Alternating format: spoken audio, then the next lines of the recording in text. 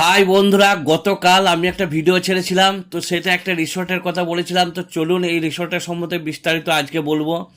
তো যে বিল্ডিংটা দেখতে পেলেন এটা 4 তলা বিল্ডিং। তো তার উপরে আমি উঠেছি। তো সেখান থেকে অসাধারণ ভিউ। এই বিল্ডিংটার একদম টপ, যেখান থেকে আপনি দেখতে পাবেন জঙ্গলের পুরো ভিউ এবং নানা রকম কারুকার্য এবং সৌন্দর্য। এখানকার যে পার্ক বা এখানকার রিসর্টের সমস্ত কিছু ভিউটা আপনি ওপর থেকে দেখতে পাবেন। তো এই যে 4 তলা বিল্ডিংটা পুরো লোহার সিঁড়ি দিয়ে তৈরি। তো আপনি এই 4 তলাতে প্রত্যেকটি ফ্লোরে একটা করে রুম পাবেন এবং সেখানে থাকার একদম সুব্যবস্থা এবং অ্যাটাচ বাথরুম পায়খানা। তো চলুন দেখতে পাবেন প্রত্যেকটি রুমের একটা করে ভিউ আমি দেখাবো। তো এই বিল্ডিংয়ের এই রুমটার ভিউ আমি দেখাচ্ছি। তো আমি একটু জানলাটা সরিয়ে দেখতে পাচ্ছি এর ভিউটা কীরকম। তো আমরা দেখুন দেখাচ্ছি এই ভিউটা কেমন। তো দারুণ সুন্দর ভিউ, একদম অসাধারণ। তো জানলাটা ম্যানেজারবাবু খুলে দিলেন। তো আপনারা জঙ্গলের এবং পুকুরের ভিউটা দেখতে পাচ্ছেন এই 4 তলার উপর থেকে। তো এই 4 তলার উপর থেকে দেখতে অসাধারণ লাগছে। এবং চলুন বাথরুমটা দেখাচ্ছি। তো এটা পুরো ওয়েস্টার্ন বাথরুম আছে এবং তাতে একটা বেসিং আছে এবং একদম পরিষ্কার পরিচ্ছন্ন, একদম পুরো মোজক করা, ঝকঝক করছে।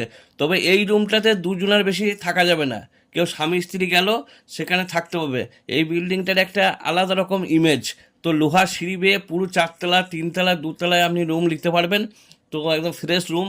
তো ওই দিকেও কিছু বিল্ডিং তৈরি হচ্ছে এবং সামনে পুকুর আছে দেখতে পাচ্ছেন। তো এই পুকুরে বোটিংয়েরও ব্যবস্থা হবে।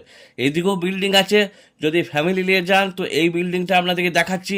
তো এখানেও বড় বিল্ডিং এবং বড় রুম। তো সেই রুমে বেড পাতা আছে, একদম পরিষ্কার পরিচ্ছন্ন। এখান থেকেও আপনি নানা রকম জঙ্গলের ভিউ দেখতে পাবেন এবং ফ্যামিলি নিয়ে এখানে বসে সোফা পাতা আছে, আপনি গল্প করতে পারেন, সময় কাটাতে পারবেন এখানে। তো এখানে ইমেজ নিতে পারবেন বসে।